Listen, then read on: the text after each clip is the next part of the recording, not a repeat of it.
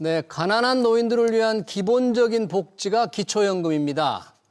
노인 인구가 늘면서 이들의 소득이 올라가다 보니 어지간한 중산층마저 기초연금을 받는 상황이 벌어지고 있습니다. 노인 인구가 늘어날수록 재정 부담은 커질 수밖에 없는데요. 지급 기준을 바꿔야 한다는 목소리가 계속해서 나오고 있죠.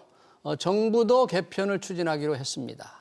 정영권 사회연대 포럼 대표와 기초연금 얘기 들어보겠습니다. 대표님 어서 오세요. 안녕하십니까. 네, 자, 노인들한테 주는 게 지금 기초연금이잖아요. 원래 가난한 노인들 이런 복지 정책인데 네. 이게 지금 대상이 소득 하위 70%인데 네. 좀 문제가 있다. 이재명 대통령도 지금 직접 이 문제를 지적을 했는데 이건 어떤 문제가 지금 심각한가요?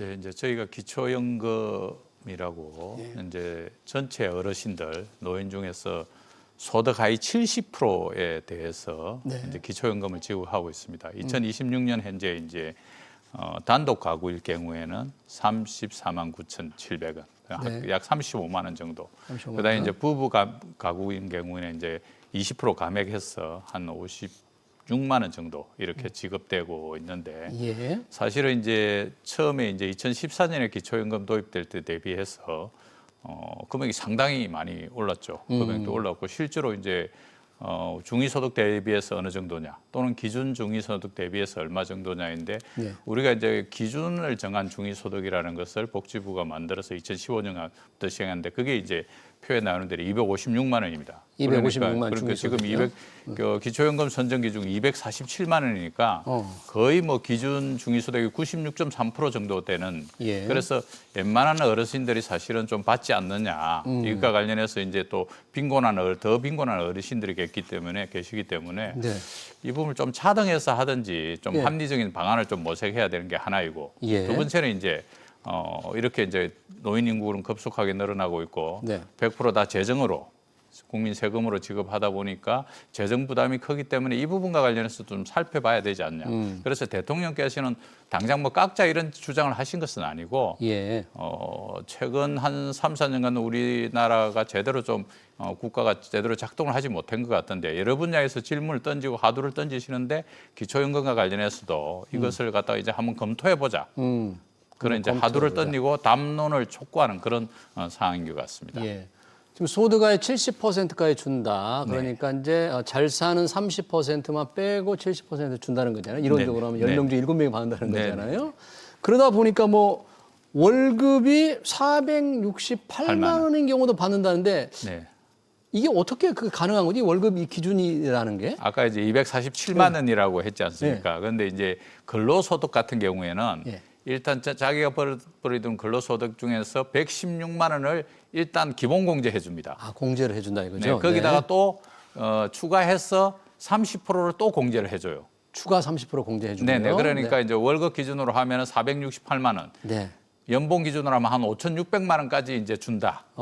이렇게 돼 있고 예. 또 한쪽으로 이제 재산을 기준으로 할 때는 예. 소득이 하나도 없이 재산만 기준으로 할 때는 17억 정도도 가능한 게 일단 공시지가가 시세의 한 60% 정도 이렇게 지금 되지 그렇죠. 않습니까? 그럼 네. 한 12억 정도 되면은 수도권 기준으로 하면은 이제 1억 3,500만 원을 또 공제해 줍니다. 아, 수도권 1억 3,500원 네, 공제해 1억 3천 주고요. 공제. 그러면은 예를 들어서 이제 뭐 한 10억 6천 이 정도 되는 거 아닙니까? 그죠? 예. 그러면 거기 곱하기 이제 4% 정도 이자를 계산하면은 그걸 12로 이렇게 나누면은 거의 뭐 12억, 17억짜리 아파트 가지고 있는 사람도 줄 수 있다. 이렇게 이제 설명이 돼 가지고. 근데 이 두 가지 경우는 되게 극단적인 경우죠. 아, 그러네요. 그러니까 예를 들면 연봉 5,600만 원이 받는다 그러면 그분은 뭐 부동산이나 다른 재산이 하나도 없는 경우. 그렇죠. 예. 그런 경우는 사실은 우리가 가계금융복지조사를 해보니까 2024년 기준으로 해가지고 0.2%, 0.4%밖에 안 되더라. 예. 그래서 완전히 소득만 있는 경우는 사실상 거의 없는 거고 그다음에 재산만 있는 경우를 보니까는 개인 이제 단독 가구일 경우에는 18% 정도 재산만 있는 사람.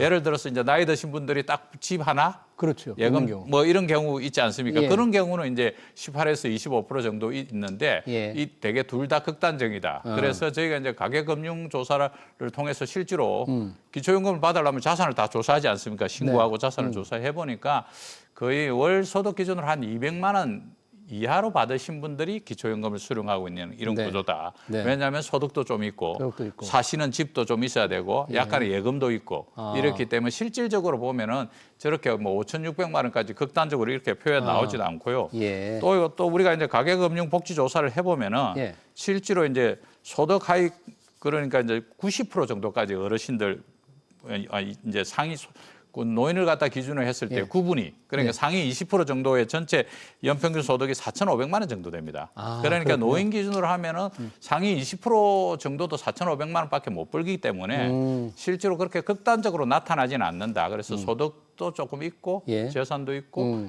금융 자산도 조금 있고 이런 구조입니다. 네, 이제 뭐 연봉이 5,600만 원인 경우에는 재산이 하나도 없는 극단적인 경우를 네네. 상정한 것이고 그렇긴 하지만 여튼 중위소득의 거의 이제 95%까지 이제 받게 되니까 네네. 네. 이대로 계속 받는다면 이 기준이 유지된다면 그리고 네네. 노인 인구는 계속 늘어나니까 이제 네네. 100% 재정으로 줘야 되잖아요. 네네. 재정 부담이 만만치 않겠어요. 네, 그렇습니다. 그런데 이제 우리가 하나 유의해서 봐야 될 부분은 어디에 네. 있냐면은 기준 중위소득에 100%에 육박했다고 하지 않습니까? 네. 그런데 우리가 이제 중위소득이 있고 예. 평균소득이 있고 중위소득이 있고 기준 중위소득이 있습니다. 예. 중위소득은 뭐냐면은 우리나라 인구 전체를 봤을 때 딱 중간에 있는 사람 기준으로.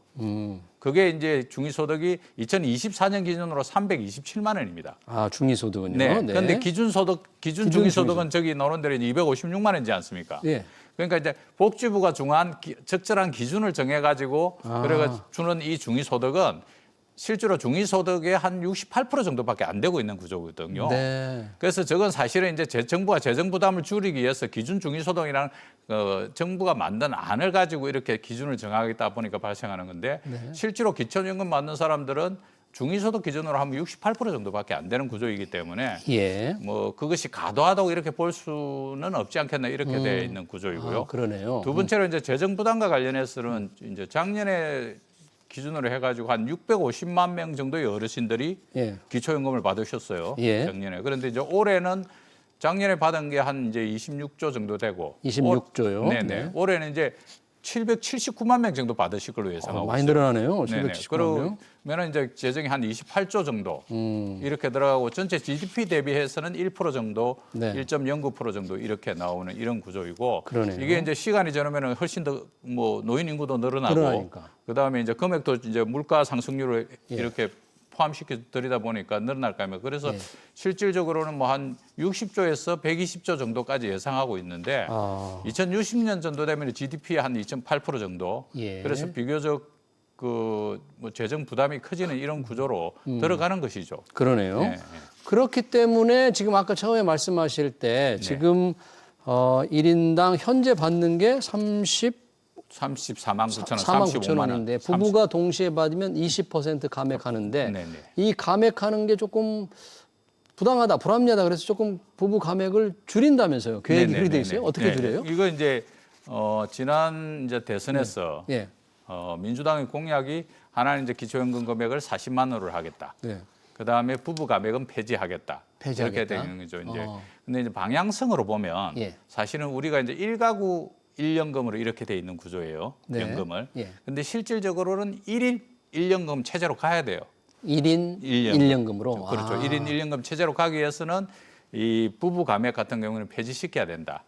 이거가 방향성 맞는 거예요. 예를 들어서 예. 형제들 둘이 같이 살면은 감액하겠습니까? 안 하겠습니까? 감액하지 않습니다. 물론 않죠. 그런 경우는 거의 없지만 네, 네. 감액하지 않는 이런 구조로 되어 있는데 그러네요. 이제 감액하는 이유는 부부라고서 감액한다기보다는 두 사람이 같이 살 경우에 예. 생활비가 적게 들지 않습니까? 규모의 경제가 발생하니까. 그렇죠. 그래서 이제 한 사람당 0.8씩 계산해 가지고 그래서 이제 20%씩 감액하는 이런 구조인데 네.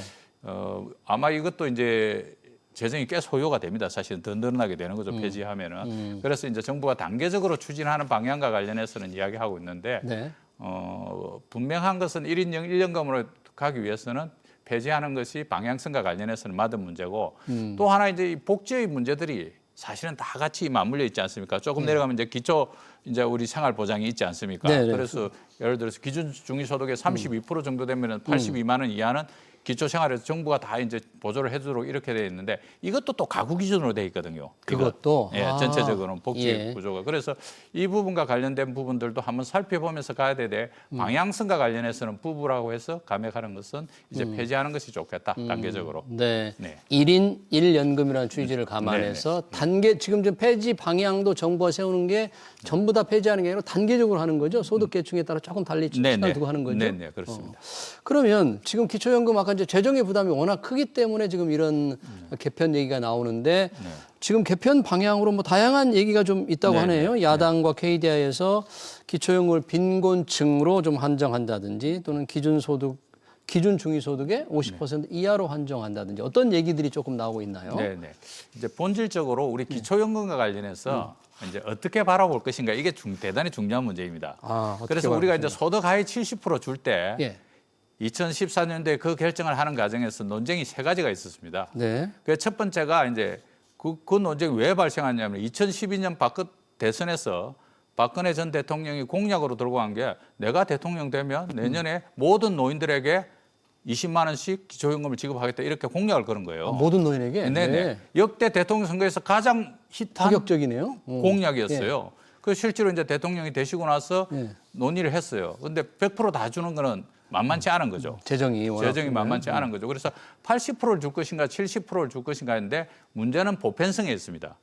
그래서 보편적으로 모든 노인은 아니지만 부자 노인을 제외하고는 좀 다 주자. 복지국가로 가는 길에 있어서 예. 이래서 80% 70% 논쟁하다 70%가 된 것이고요. 예. 아까 부부 강행 문제는 사실 폐지해야지만 이것도 재정 문제 걱정 때문에 발생한 거고 또 하나 이제 국민연금과 연계 감액하는 이건 사실은 좀 상식적이진 않죠. 국민연금 오래 들었다고 해가지고 그걸 갖다가 이렇게 기초연금 깎는다 이건 상식적이지 않지만 그것도 재정 문제 때문에 이렇게 네. 한 것입니다. 원래 이게 기초연금 이제 국민연금이 받는 사람이 적었을 때 대상자가 적었을 때 좀 가난한 노인들을 위한 것 차원에서 만들어졌기 때문에 그런 연계의 어떤 개편 얘기가 있었군요. 그렇습니다. 그래서 이제 결정적인 거는 지금 현재 이제 좀 축소를 갖다가 주장하는 학자들도 있고 전문가들도 있고 이렇게 이야기하고 있는데 예. 사실은 이제 보편적 지급으로 가야 된다. 예를 들어서 캐나다 같은 경우에는 100% 거의 100%다 지급하고 이제 부자 좀 이제 잘 사는 노인들에 대해서는 클로백이라고 해가지고 세금으로 다시 되돌려 받는 거죠. 예. 덴마크도 그런 방식으로 해서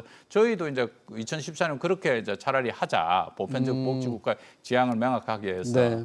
근데 이제 지금 이제 줄이라는 방식으로 해가지고 이제 논의되는 것이 지원 기준을 변경하자. 기준을 그래서 바꾸자. 기준 중위소득 예. 아까 말한 256만 원에 예. 이제 기준 중위소득에 딱 걸리면 그때부터는 100% 이상 되는 사람은 주지 말자. 거기 100%. 그러면 이제 자연적으로 줄이는 거고 예. 이렇게 이제 주장하는 사람들이 궁극적으로는 기준 중위소득의 50%만 주자 이렇게 이야기하는 거예요. 50% 대상을 확 줄이자. 네네. 네. 기준 중위소득의 50%를 하면은 중위소득의 34% 정도 돼요. 그게? 그러면 실질적으로 우리가 국가가 이제 생계 보장이라든지 주택 보장이라든지 교육 보장하잖아요. 예. 교육급은 50%하고 딱 마주치는 거기 때문에 이게 기초생활 보장 수준에서 그래서 정말 아주 기초연금을 좀 보편적으로 줄 것인지 네. 빈곤한 노인들에게 줄 것인지와 관련해서는 합의가 필요한 거예요. 이거 상당한 논쟁이 필요한 거네요. 그렇습니다. 네. 이게 대상이 아까도 이야기했지만 779만 명입니다. 예. 그리고 실제로 전체 노인들의 예를 들어서 소득 하위 30% 노인들은 생활비의 50%를, 예. 소득 하위 70%의 노인들은 생활비의 한 30%, 네. 소득 상위 30% 노인들도 20에서 10% 노인들도 거의 10% 이상은 생활비로 쓰고 있단 말입니다. 그래서 기초연금이 이게 상수가 됐어요. 그러네요. 옛날에 기초연금이 없을 때는 예. 자녀들이 설 추석을 비롯해서 용돈을 드렸잖아요. 네. 근데 국가가 지급하는 복지국가로 바꾸자 해놓고 확 줄이면 아하. 이게 용납이 되겠습니까? 그래서 쉽지 않죠. 그러네요. 그런데 이제 그래서 뭐 기준소득, 중위소득에서 걸려서 자연스럽게 소득이 좀 있는 사람은 아예 접근을 못하게 하자는 방안 네. 또는 이제 차등해서 하는 방안. 차등이라는 거는 어떻게 됩니까? 좀 소득순이 아주 낮은 분들한테는 더 주고. 그렇죠. 소득 이제 예를 들어서 뭐 이제 그거는 이제 주로 주요 OECD 국가들 같은 경우에 기초연금 자체가 낮을 경우에 예. 더 빈곤하신 분들은 보충연금이라 해서 GIS라 해서 보충연금을 해가지고 밑에를 좀 더 두툼하게 깎아주자는 거죠. 하고요. 그런데 네. 우리 지금 현재 일부에서 주장하는 논의들은 전체 재정에서 더 늘리지는 말고 예. 조금 괜찮은 노인들 거 깎아서 밑에를 좀 해주자. 이렇게 하는데 사실은 이제 우리 어르신들이 예. 나 작년까지 받았는데 기준이 바뀌어가지고 내가 못 받아? 예.